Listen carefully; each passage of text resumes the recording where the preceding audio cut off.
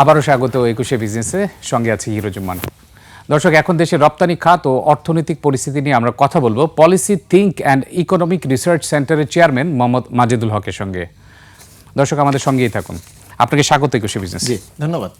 প্রথমে আপনার কাছে আমি প্রশ্ন করতে চাচ্ছি, ভারত একের পর এক বাজিমাত করে যাচ্ছে। কিছুদিন আগে আপনি জানেন ইইউর সাথে বাণিজ্য চুক্তি চূড়ান্ত হয়েছে, যদিও এখন ড্রাফটিং পর্যায়ে রয়েছে। রিসেন্টলি আমরা জানলাম যে ভারতের শুল্ক 18% নেমে আসছে। বাংলাদেশ থেকেও 2% কমে রেসিপ্রোকাল শুল্ক, যেটি পাল্টা শুল্ক। তাহলে ভারতের কি এমন নেগোসিয়েশন পাওয়ার রয়েছে দেশের ইকোনমির সাইজ পরিবর্তে? কারণ ভারত তো একসময় বাংলাদেশের চেয়েও একটু খারাপ অবস্থানে ছিল, পিছিয়ে ছিল পাল্টা শুল্কের ক্ষেত্রে। আপনি কিভাবে মূল্যায়ন করবেন ভারতের কূটনৈতিক সম্পর্ক, বাংলাদেশের কূটনৈতিক সম্পর্ক কি? জি, দেখুন যে ভারতের যদি 18% হয়, পাকিস্তানের আছে 19%, বাংলাদেশের আছে 20%, চীনের আছে 30 থেকে 35%। তাহলে পোশাকের যে বাজারটা, সে পোশাকের বাজারে ক্ষেত্রে মানে আমি যদি আমার অঞ্চলে যদি চিন্তা করি, তাহলে ভারতে এগিয়ে। আচ্ছা, এখন পোশাকের বাজারের উপরে আমাদের নির্ভরশীলতা ছিল, মার্কিন যুক্তরাষ্ট্র, ইউরোপিয়ান ইউনিয়ন, দুটো বাজারের নির্ভরশীলতা ছিল। সেই নির্ভরশীলতা হঠাৎ করে হয়তো আমরা ছিটকে যাব যদি এটা চূড়ান্ত হয়। আর এর আগেও আমরা শুনেছি যে ভারত এবং চীন বিশেষ করে প্রাইস ডাম্পিং করেছে ইইউর বাজার দখল করার জন্য। রাইট। আমাদের সেই প্রাইস ডাম্পিং এরও সক্ষমতা কিন্তু নেই। না, দেখেন যে তাহলে আমাদের যে নেগোসিয়েশন যে পাওয়ারটা, যে কূটনৈতিক দক্ষতাটা, এটা আমি আপনার এখানে আগেই বলে গেছিলাম যে ভারতের শুল্ক যখন 50% বলে, তখন আমি বলেছিলাম যে ভারতের কূটনৈতিক দক্ষতা অনেক বেশি, সুতরাং ভারত এটা সেটেল করে ফেলাবে, এবং শেষ পর্যন্ত সে সেটেল করছে। এখন বাংলাদেশের যে পোশাকের বাজার, একক বাজার, সেই একক বাজারে যে কম্পিটিশন, সেই কম্পিটিশনে বাংলাদেশ কিভাবে টিকে থাকবে, এটা একটা বড় প্রশ্ন। এক। দ্বিতীয় নম্বর কথা হলো যে রপ্তানি আয় 5-6 মাস ধরে কমছে, যদিও 2025 জুলাই মাসে 24% বেড়েছিল, এরপরে কমা শুরু করছে। রপ্তানি আয় কমছে, আপনার ঋণ বাড়ছে, বৈদেশিক ঋণ বাড়ছে। আবার এই রপ্তানি আয়টা আপনি জানেন, আপনি এর আগে এসেছিলেন যখন পাল্টা শুল্ক প্রাথমিক পর্যায়ে ছিল, তখন অনেকে ধারণা করেছিল আমাদের রপ্তানি বাড়বে, এবং এক্ষেত্রে কিন্তু আমরা বাড়তি সুবিধা নিয়েও আমাদের রপ্তানি উল্টো কমেছে। তাহলে আসলে বিষয়টা কি? বেড়েছিল যে প্রথমে 1-2 মাস বেড়েছিল, এখন বলছে যে আসলে যারা ক্রেতা তারা কম কিনছে, তারপর যারা বায়ার তারা হয়তোবা এখন খুব একটা বেশি বাই করছে না। তাহলে কি হচ্ছে আসলে? দেখেন, কেন কিনবে? কারণ আপনার পাল্টা শুল্ক নীতি, এটা তো আপনার বহন করতে হচ্ছে ওই দেশের ক্রেতাকেই। ওই দেশের ক্রেতা যখন বহন করছে, তখন এইটার প্রভাবটা কোথায় পড়ছে? ভোক্তার উপরে যে পড়ছে। ভোক্তা বলতেছে যে আমার তো এত প্রাইসে আমি কিনবো না। তাহলে আমার কথা হলো যে ইউএস বায়াররা কোথা থেকে কিনবে? যেখানে আমার কম, তাহলে সে এখন ভারতে আসবে। দীর্ঘদিন ধরে মানে দশকের পর দশক কিন্তু ভারত চেষ্টা চালিয়েছে পোশাকের বাজারটা ধরার জন্য, বাংলাদেশকে টপকে যাওয়ার জন্য, এবং সেটা শেষ পর্যন্ত কিন্তু তারা, আমার কাছে মনে হচ্ছে যে জয় হতে যাচ্ছে। আরেকটা বিষয় হলো যে বাংলাদেশের যে টেকনোলজি, আপনার ভিয়েতনাম এবং চীনের যে এখন টেকনোলজি ইউজ করছে, সামনে এআই আসতেছে, এআই টেকনোলজি আসতেছে, এআই এর সাথে বাংলাদেশ কতটুকু অ্যাডজাস্ট করতে পারবে, এটার একটা বড় চ্যালেঞ্জ রয়েছে। এবং এটা কিন্তু আমি বলবো ভারত কিন্তু ইতিমধ্যে টেকনোলজি অ্যাডপশন করে ফেলাইছে, তারা কিন্তু এখন মানে সজ্জিত হচ্ছে। জি, এআই তো আসলে এখন পুরো বিশ্বে চলমান আছে, বাংলাদেশ খুবই প্রাথমিক স্টেজে হয়তোবা রয়েছে। আপনার কাছে আমার প্রথম যে প্রশ্নটি ছিল, ভারতের কূটনৈতিক দক্ষতার কোন কোন দিক ভারতকে এগিয়ে রাখছে, যেটি বাংলাদেশকে পিছিয়ে দিচ্ছে? দেখেন, আমি বলবো যে ভারতের কূটনৈতিক দক্ষতার প্রথম যে একটা সফলতা, সেটা হচ্ছে যে আপনার ভূ রাজনীতির দিক থেকে তারা অনেক এগিয়ে। কারণ তারা দীর্ঘদিন ধরে, দশকের পর দশক কিন্তু আপনার ভূ রাজনীতির শিকার হয়ে তারা কিন্তু, এটা আমি বলবো যে তাদের লার্নিং সেশন হয়েছে, তাদের প্র্যাকটিস করতে করতে। বাংলাদেশ ওই ধরনের সিচুয়েশন পড়ে নাই, তো এই ধরনের বাংলাদেশের ওই লার্নিংটা এখনো আসে নাই। ভারত পাকিস্তানের সাথে, আপনার চীন ভারতের সাথে যে আপনার চীন ভারতের সীমান্তে যে যুদ্ধগুলো হয়, আচ্ছা, রাশিয়ার কাছ থেকে ভারত তেল কিনছে, এদিকে আমেরিকা ভালোভাবে দেখছে না, তার ব্যালেন্স স্ট্র্যাটেজি গ্রহণ করার জন্য সব থেকে আমি বলবো যে ভারত অনেক এগিয়ে। আরেকটা বিষয় আমি বলি, দেখেন, বাংলাদেশের সাথে ভারতের একটা পার্থক্য রয়েছে। বাংলাদেশে যখন কোনো রাজনৈতিক সরকার আসে, তখন ওই রাজনৈতিক সরকার চায় যে আমাদের লোক বসুক, ভারতও চাই, কিন্তু ভারত চায় যে আমাদের লোক বসুক বা ভিন্ন ধর্মের লোক বসুক, কিন্তু লোকটা যোগ্য হতে হবে। বাংলাদেশের এই প্র্যাকটিসটা এখনো পর্যন্ত গ্রো করে নাই। বাংলাদেশে লোকটা উনি সেন্ট্রাল ব্যাংকের গভর্নর হওয়ার যোগ্যতা আছে কিনা, উনি অর্থ মন্ত্রণালয়ের মন্ত্রী হওয়ার যোগ্যতা আছে কিনা, সেটা কিন্তু আমি দেখিনি। আমরা দেখেছি আমাদের লোক। আজকে আমাদের লোকগুলো বছরের পর বছর আমাদের অর্থনীতি ভ্যানিশ করে দিয়েছি, আরেকটি বিষয় বলা যায় করে কিনা? দিয়েছি। আজকে আরেকটি বিষয় আমরা বলা যায় কিনা? দক্ষতাকে, আমরা এক্সপার্টাইজকে আমরা মূল্যায়ন করতে এখনো পারিনি, যেটা ভারত করে always। জি, আরেকটি বিষয় বলা যায় কিনা, ভারতের প্রচুর দেশপ্রেম রয়েছে দেশের প্রতি, যে কারণে দেখা যায় যে দেশপ্রেমটা কিন্তু খুবই ইম্পর্টেন্ট। যোগ্য মানুষও অনেক সময় দেশপ্রেম থাকলে অনেক ভালো কাজ করতে পারে, কিন্তু Right. সেক্ষেত্রে বাংলাদেশে কি দেশপ্রেমটার অভাব রয়েছে কিনা? জি দেখেন, এটা অনেক কঠিন প্রশ্ন করলেন। দেশপ্রেম বলতে যে আমাদের দীর্ঘ 54 বছরে তো আপনার অনেক রাজনৈতিক সরকার এসেছে, অন্তর্বর্তী সরকার এসেছে, তত্ত্বাবধায়ক সরকার এসেছে।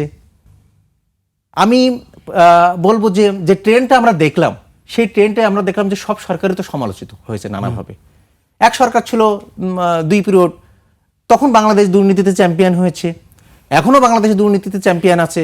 এবং আপনার ওয়ার্ল্ড ডেভেলপমেন্ট ইন্ডিকেটরস, যে আপনার গুড গভর্নেন্স ইন্ডিকেটরসে বাংলাদেশ আপনার আইনের শাসন বলেন, দুর্নীতিতে বলেন, সরকারের সক্ষমতা বলেন, কথা বলার স্বাধীনতা বলেন, সব দিকে কিন্তু এখনো নেগেটিভ পর্যায়ে। আচ্ছা, এই নেগেটিভ পর্যায়ে কি নির্বাচন আগামী সপ্তাহে আপনি জানেন, এবং এই নির্বাচনের পরে আমূল পরিবর্তন হবে এরকম কোনো কিছু আপনি আজ করতে পারছেন কি? দেখেন, যে আমরা শিক্ষা গ্রহণ করছি কিনা জানি না, তবে শ্রীলঙ্কাতে একটা সহিংসতা হয়েছিল, দেউলিয়া হয়ে গেছে। হ্যাঁ, শ্রীলঙ্কার অর্থনীতিতে ক্ষত হয়েছিল।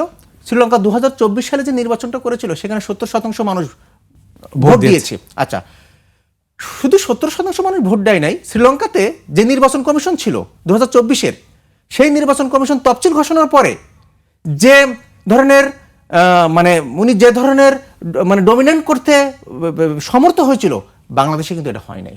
আচ্ছা, বাংলাদেশে তফসিল ঘোষণার পরে নানাভাবে কিন্তু সমালোচিত হচ্ছে, আপনার প্রমোশন হচ্ছে, আপনার বেতন বাড়ছে, বিভিন্ন ধরনের চুক্তি হচ্ছে। শ্রীলঙ্কাতে এটা ছিল না। শ্রীলঙ্কার অর্থনীতি যেটা হয়েছে, শ্রীলঙ্কার 2024-এর যে নির্বাচন হয়েছিল, এটা মানে ডিসিপ্লিনড নির্বাচন হয়েছে, এবং এই নির্বাচনটা সারা পৃথিবীতে আপনার সারা ফেলে দিয়েছে যে শ্রীলঙ্কা এত ভালো একটা নির্বাচন করেছে, এবং যেখানে নির্বাচন কমিশনের সক্ষমতা অনেক বেশি ছিল। বাংলাদেশ এটা নিয়ে বারবার সমালোচিত হচ্ছে। সুতরাং আপনি যে প্রশ্নটা আমাকে করছেন যে সামনের দিনে কি হবে, দেখেন, যে আমি তো বলেছি যে 54 বছরেও রাজনৈতিক সরকার এসেছিল, নানাভাবে সমালোচিত হয়েছে। এখন সামনের রাজনৈতিক সরকারের কাছে আমাদের চাওয়া ভালো কিছু। এটা বিজনেস কমিউনিটির সাথে আপনি নেগোসিয়েশন করতে হবে, আপনার বাণিজ্য সংক্রান্ত সমস্যাগুলো রয়েছে সেগুলো সমাধান করতে হবে, আপনার রেগুলেটরি যে সমস্যা রয়েছে, আপনার অপারেশনাল যে সমস্যা রয়েছে, আপনার যে আমি বলবো যে দেখেন, যে বাংলাদেশে তো এখনো আপনি বলছেন যে ভারতের সাথে চুক্তি হয়েছে আমেরিকার, ভারত এগিয়ে গেছে। বাংলাদেশের এগিয়ে যাওয়ার অনেক সম্ভাবনা রয়েছে, যদি বাংলাদেশের সাথে এই 20% থাকা সত্ত্বেও। কেন? বাংলাদেশের যে ডোমেস্টিক মার্কেট রয়েছে, 17 কোটি 18 কোটি মানুষের যে ডোমেস্টিক মার্কেট রয়েছে, এই ডোমেস্টিক মার্কেটটা তো আপনার এটা অনেক বড় একটা বিষয়। আপনার বহির্বিশ্বে আপনার ইন্টারন্যাশনাল বিজনেস থাকবে, এর পাশাপাশি ডোমেস্টিক মার্কেটকে আপনি ইনক্রিজ করেন, কারণ বাংলাদেশে তো এখন মানুষের পার্চেসিং পাওয়ার ক্যাপাসিটি বাড়ছে, মাথাপিছু আয় বাড়ছে, বাংলাদেশের অর্থনীতি বড় হচ্ছে। আমি ডোমেস্টিক মার্কেটকে, আমি ডোমেস্টিক ইন্ডাস্ট্রিকে আমি শক্তিশালী করি, সবল করি, তাহলে বাংলাদেশ কিন্তু সামনের দিকে এগিয়ে যাওয়ার সম্ভাবনা অনেক বেশি থাকে। আচ্ছা, এক্ষেত্রে মাইন্ডসেট খুবই গুরুত্বপূর্ণ। আমরা যদি ভাবি যে $1 ট্রিলিয়ন মানে অর্থনীতি এখনই সম্ভব নয়, আসলে $1 ট্রিলিয়ন অর্থনীতি, এটি 18 কোটি মানুষের জন্য কি খুব বেশি পরিমাণ, নাকি আসলে এই পর্যায়ে যাওয়া বাংলাদেশের জন্য অসম্ভব কিছু না? $1 ট্রিলিয়ন অর্থনীতিতে যাওয়া বাংলাদেশের জন্য কোনো সমস্যাই না আমি মনে করি। কেন সমস্যা না আমি আপনাকে এক্সপ্লেন করি। বাংলাদেশে যে ডুইং বিজনেস কস্ট রয়েছে, বাংলাদেশে যে আপনার রপ্তানিমুখী শিল্প রয়েছে, বাংলাদেশে যে এসএমই ইন্ডাস্ট্রি রয়েছে, এই ইন্ডাস্ট্রিগুলোকে আপনি যে লাইসেন্সিং যে প্রথা এখনো পর্যন্ত রয়েছে, আচ্ছা, আপনি একটা লাইসেন্স নিতে গেলে এমনও শিল্প রয়েছে, বন্ডের লাইসেন্স নিতে গেলে 260% আপনাকে ঘুষ দিতে হয় এখনো পর্যন্ত বন্ডের লাইসেন্স। আচ্ছা, তাহলে দেখা যাচ্ছে যে আপনার এই তথ্যটা বললাম আমি রাজনৈতিক সরকারের সময়, এটা অন্তর্বর্তী সরকারের না, 260%-এর যে তথ্যটা। তাহলে এই ধরনের লাইসেন্স পাওয়ার জন্য তো আপনার অতিরিক্ত টাকা ব্যয় করতে হচ্ছে। এবং ইজ অফ ডুইং বিজনেস ইন্ডেক্সে 2022-এ বাংলাদেশ 173তম ছিল 190টা দেশের ভিতরে, এবং গ্লোবাল কম্পিটিটিভনেসে বাংলাদেশ 105তম 140টা দেশের ভিতরে। তাহলে বাংলাদেশের যদি সরকার রাষ্ট্র যদি চায় তাহলে কিন্তু আপনি সামনে রাজনৈতিক সরকারের কাছে একটাই চাওয়া, অর্থনীতিটাকে সামনে নিয়ে যাওয়ার জন্য, বিজনেসটাকে সামনে নিয়ে যাওয়ার জন্য, এক্সপোর্ট বাড়ানোর জন্য, সেটা হচ্ছে দুর্নীতিটাকে আপনি দুর্নীতিটাকে প্রতিহত করতে হবে। যদি আপনি সামনে রাজনৈতিক সরকার 5 বছর শুধু একটা ইন্ডেক্স ধরবে, সেটা দুর্নীতি। এই দুর্নীতিকে যদি সে টেনে ধরতে পারে তাহলে দেখেন অর্থনীতি আপনার 1 ট্রিলিয়ন 2 ট্রিলিয়ন অর্থনীতি বাংলাদেশের জন্য কোনো ধরনের কোনো, যদিও 2035 সাল পর্যন্ত লক্ষ্যমাত্রা নির্ধারণ করা হয়েছে যে $1 ট্রিলিয়ন, এবং আপনি যেটা বললেন যে আসলে দুর্নীতি এই একটি জায়গায় কাজ করলেই সব ধরনের সম্ভাবনায় কাজে লাগানো সম্ভব। কিভাবে আরো কাজে লাগানো যায়, রাজনৈতিক সরকার আসলে কোন কোন বিষয়গুলো খেয়াল রাখা জরুরি, সেটা আমরা জানবো একটা ছোট্ট বিরতিতে যাচ্ছে। দর্শক, এ পর্যায়ে নিচ্ছে একটা বিরতি, ফিরছি একটু পরে, ততক্ষণ আমাদের সঙ্গেই থাকুন। আবারও স্বাগত 21 বিজনেস। দর্শক, বিরতির আগে দেশের রপ্তানি খাত ও অর্থনৈতিক পরিস্থিতি নিয়ে কথা বলছিলাম policy think and economic research সেন্টারের চেয়ারম্যান মোহাম্মদ মাজেদুল হকের সঙ্গে। প্রিয় দর্শক, 21 বিজনেসের এই অংশটি দেখছেন আলোক হেলথ কেয়ার অ্যান্ড হাসপাতালের সৌজন্যে, powered by national agri care group. আবারও ফিরছি আলোচনায়। মাজেদ ভাই, আপনার কাছে এখন জানতে যাচ্ছি, রমজান মাস আসছে সামনে, এবং রমজান মাসে প্রত্যেক বছরই দেখা যায় মানে দ্রব্যপণ্যের দাম বৃদ্ধি করার জন্য সিন্ডিকেট কাজ করে। এখন চট্টগ্রামে অচল অবস্থাও তৈরি হয়েছে, 142টি জাহাজ পণ্য নিয়ে ভাসছে বহির্নোঙরে, এবং সব কিছু মিলে 5,000 কোটি টাকার একটি বাজার প্রভাবিত হচ্ছে। তাহলে সামনে রমজানকে সামনে রেখে দ্রব্য মূল্যের দাম নিয়ন্ত্রণে রাখার জন্য কি করণীয় সরকারের এখনই? চট্টগ্রাম বন্দর যে আপনার অচল অবস্থা, শ্রমিকদের যে ধর্মঘট, এটা কিন্তু একটা বড় ধরনের প্রভাব পড়বে সামনে রমজান মাসে। এবং ধর্মীয় উৎসবকে কেন্দ্র করে তো আমাদের একটা সিন্ডিকেট জাগ্রত হয়ে যায়, তাই না? প্রতি বছরই হয়ে যায়, এবং সরকার চেষ্টা করে, সরকার যে চেষ্টা করে না তাও না, কিন্তু এবারের চেষ্টাটা কিন্তু খুব তড়িৎ গতিতে করতে হবে সরকার। যদি না হয়, এখন যে উচ্চ মূল্যস্ফীতি বিরাজ করছে, এই উচ্চ মূল্যস্ফীতির সাথে যদি আবার মূল্যস্ফীতি যোগ হয় চট্টগ্রাম বন্দরে যে পণ্যকে কেন্দ্র করে, কারণ ওই পণ্যগুলো যদি আপনার টাইমলি যদি মার্কেটে না আসে, আপনার পাইকারি মার্কেট থেকে যদি আপনার খুচরা বাজারে যদি সময় মতো না যায়, তাহলে তো ব্যবসায়ীরা একটা আমি বলবো যে পণ্যের যে সরবরাহ চ্যানেলটা, সেই চ্যানেলটা ঠিক থাকবে না, সময় মতো টাইমলি থাকবে না। এতে করে তো আসলে এই বহন করতে হবে ভোক্তাকেই, তার উচ্চ মূল্য দিয়ে। সুতরাং আমার কাছে মনে হচ্ছে যে আপনার একটা ট্রানজিশন পিরিয়ড যাচ্ছে রাজনৈতিক, এখন একটা সামনে পলিটিক্যাল গভর্নমেন্ট আসার আছে, এখন ট্রানজিশন পিরিয়ড যাচ্ছে। আমি চাইবো যে অন্তর্বর্তী সরকারের অন্তত এই বিষয়টাকে খুব তড়িৎ গতিতে এটা সমাধান করতে হবে। জি, যদিও ট্রানজিশন পিরিয়ড চলছে, তারপর এটি গুরুত্ব দেওয়া উচিত, কারণ বাংলাদেশের মানুষের জন্য রমজান মাসে দ্রব্যমূল্যের দাম নিয়ন্ত্রণে থাকা খুবই জরুরি। এবং এই ক্ষেত্রে আপনি একটু আগে সিন্ডিকেটের কথা বললেন, এবং অন্তর্বর্তী সরকার এসেও কিন্তু সিন্ডিকেট ভাঙতে পারেনি। এবং আপনি যেটি বললেন যে আগামী যে সরকারই আসুক না কেন, দুর্নীতি এই বিষয়টি অবশ্যই খেয়াল রাখা উচিত। দুর্নীতির পাশাপাশি আমলাদের নিয়ে কথা বলা হয় যে আমলারা যারা রয়েছেন তাদের ক্ষেত্রেও কিছুটা আসলে প্রভাব থেকে যায় এই দুর্নীতির ক্ষেত্রে। আপনি আমলা, সিন্ডিকেট, দুর্নীতি, এই তিনটি বিষয় অর্থনীতির জন্য কি আসলে রিলেশনশিপ বহন করে, এটা যদি বলতে একটু মজার বিষয় বলি, এবং খুব সত্য বিষয়, সত্য ঘটনা।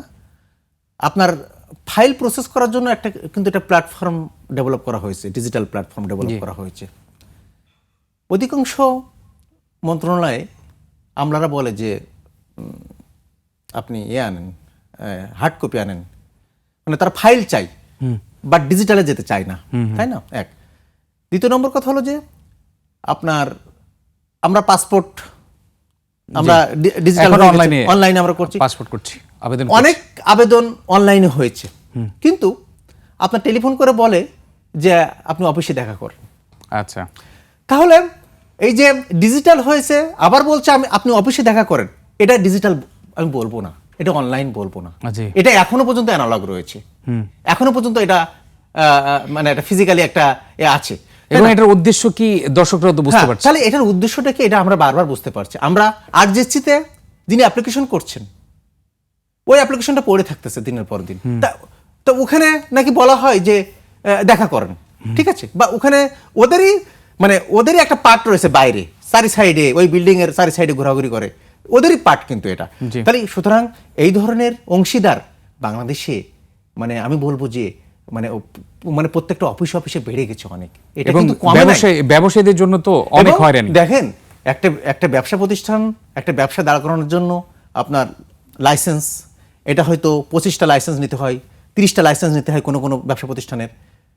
এই 30টা লাইসেন্স সে যদি আপনার অ্যানালগ পদ্ধতিতে যদি তার যাতায়াত করতে হয়, তাহলে তো এটা 5-6 মাস, 1 বছর, 1.5 বছর, 2 বছর কেটে যাবে। একটা প্রবাসী যদি বাংলাদেশে ইনভেস্ট করতে চায়, সে কি 6 মাসের ছুটি পাবে এখানে? জি। পাওয়ার কথা না, সে তো ওখানে চাকরি করতেছে, তাই না? তাহলে 6 মাস ছুটি নিয়ে যদি তার লাইসেন্সগুলোই যদি তার আপনার ক্লিয়ার করে নিতে হয় একটা ব্যবসা পরিচালনা করার জন্য, এই বিভিন্ন অফিসে অফিসে ঘুরে ঘুরে, তাহলে কিভাবে আপনি বিজনেস এনভায়রনমেন্টটাকে ডেভেলাপ করবেন এই দেশে? সুতরাং আমলাদের আসলে বারবার কথা হচ্ছে তাদেরকে নিয়ে, সব সরকারের আমলে কথা হয়েছে, আমি বলবো তাদেরকে দেশপ্রেমিক হওয়ার জন্য। আমি বারবার একই কথা বলবো। আরেকটা কথা হলো, দেখেন আধারি কার্ড, ভারতের আধারি কার্ড চালু করার পরে আপনার অনেক দুর্নীতি কমেছে সেখানে। একটা কার্ড দিয়ে, একটা আইডেন্টিফিকেশন দিয়ে সব কাজ কিন্তু ওকে হয়ে যাচ্ছে।